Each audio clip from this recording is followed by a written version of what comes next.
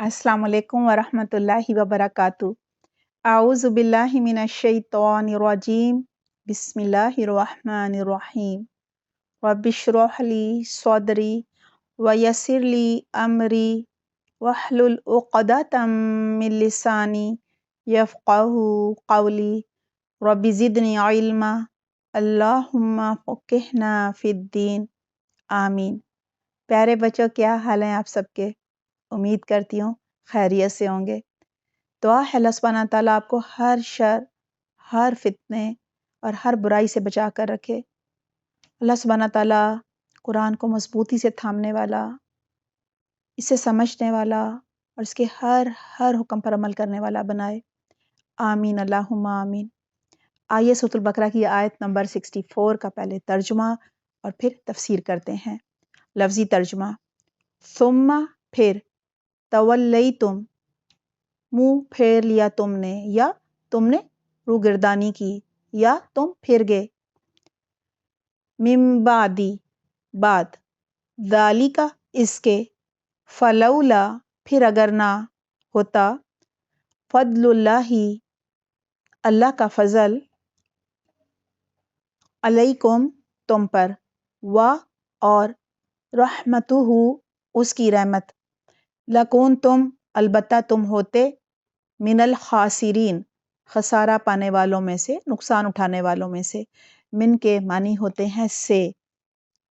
आयत नंबर 64 है, सुम्मा तवल्लैतुम मिन बादि ज़ालिका फलौला फद्लुल्लाहि अलैकुम व रहमतुहु लकुंतुम मिनल खासिरीन। तर्जुमा है, अगर तुमने इसके बाद मुंह मोड़ लिया, फिर अगर अल्लाह का फजल और उसकी मेहरबानी तुम पर ना होती तो तुम खसारा पाने वाले होते। बच्चों, इस आयत का पिछली आयत से लिंक है, राब्ता है। देखें, यहाँ कहा जा रहा है ना, सुम्मा तवल्लैतुम मिन बादि ज़ालिक, फिर तुमने मुंह फेर लिया यानी रूगिरदानी कर ली इसके बाद। किसके बाद? यानी अल्लाह ने जब बनी इसराइल के सरों पर कोहे तूर मुसल्लत किया था, फिर उनसे वादा लिया था कि वो अल्लाह की किताब को मजबूती से थामेंगे, अल्लाह के हर हर हुक्म को समझेंगे भी और उस पर अमल भी करेंगे।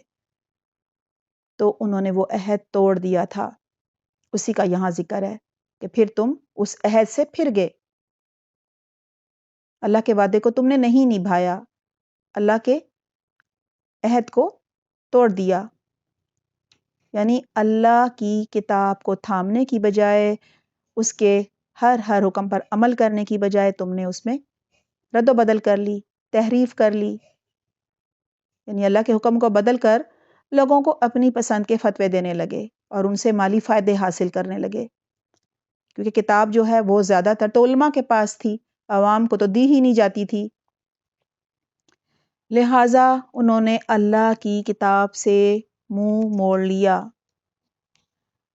इसीलिए अल्लाह ताला फरमा रहे हैं, सुम्मा तवल्लैतुम मिन बादि ज़ालिक, यानी अल्लाह से जो अहद लिया था, ठीक है, उससे तुमने मुंह मोड़ लिया। मुराद है अपनी किताब से मुंह मोड़ लिया, तुमने शरीयत से मुंह मोड़ लिया। ज़ाहिर है कुरान में जो अहकामात होते हैं, फिर नबी जो अहकामात देता है, जो अल्लाह की किताब के अहकामात पर अमल करके दिखाता है, जिसे हम हदीस और सुन्नत भी कहते हैं आज के ज़माने में। ये यानी किताब और रसूल का फरमान दोनों क्या होते हैं? शरीयत होते हैं ना, क्योंकि रसूल भी हर बात अल्लाह ही के हुक्म से कहता है ना। तो तुमने शरीयत पर चलने के अहद को तोड़ दिया, यही यहाँ मुराद है। देखें, आपसे पहले भी ये बात हो चुकी है कि बनी इसराइल का ये वतीरा था, यानी उनका तरीका था कि वो अल्लाह से तब अहद करते थे जब उन पर कोई अजाब आता था, और जब कुछ अरसा गुजर जाता था, अजाब को भूल भाल जाते थे, तो अल्लाह से किए गए वादे को, अहद को भी तोड़ देते थे। वो अल्लाह के वादे को तोड़ना बहुत ही मामूली बात समझते थे, जबकि ये मामूली बात नहीं होती। इस पर अल्लाह की पकड़ भी आ सकती है, अल्लाह का अजाब आ सकता है। اسی طرح جب عذاب آتا تو پھر عہد کو نبھانے کی طرف آ جاتے، لیکن جلدی دوبارہ وہ پھر اللہ کے عہد و پیمان کو توڑ دیا کرتے تھے، اسی کا ذکر ہے۔ تو اللہ تعالیٰ کہہ رہے ہیں فَلَوْلَا فَضْلُ اللَّهِ عَلَيْكُمْ وَرَحْمَتُهُ لَكُنْتُمْ مِنَ الْخَاسِرِينَ، پھر اگر اللہ کا خاص فضل اور مہربانی نہ ہوتی تو تم اسی وقت خسارہ پانے والے ہو جاتے۔ مراد یہ ہے کہ جب اللہ کا وعدہ تم توڑتے تھے تو اللہ تمہیں فوراً عذاب دینے پر قادر تھا، وہ تمہیں ہلاک بھی کر سکتا تھا، لیکن یہ اللہ کا فضل ہے، اللہ کا کرم ہے، اللہ کی رحمت ہے کہ وہ تمہیں مہلت دیتا ہے، تمہیں معاف فرما دیتا ہے، دوبارہ ہدایت پانے کے موقع دیتا ہے کہ شاید تم سدھر جاؤ، اللہ کی طرف پلٹ آؤ، اللہ کی کتاب کو تھام لو، کیونکہ اللہ کی کتاب کو تھام کر ہی کوئی اللہ کی طرف پلٹ سکتا ہے نا۔ تم اپنے رسول کی بات مان لو، شاید کہ تم شریعت پر چلنے لگ جاؤ۔ یہی ہے اللہ کا فضل اور کرم، اللہ کی خاص رحمت کہ وہ گناہ کرنے پر فوراً نہیں پکڑتا، ٹھیک ہے نا۔ کہا جا رہا ہے اگر اللہ فوراً پکڑ لیتا تو تم ہی خسارہ پانے والے، نقصان اٹھانے والے بن جاتے۔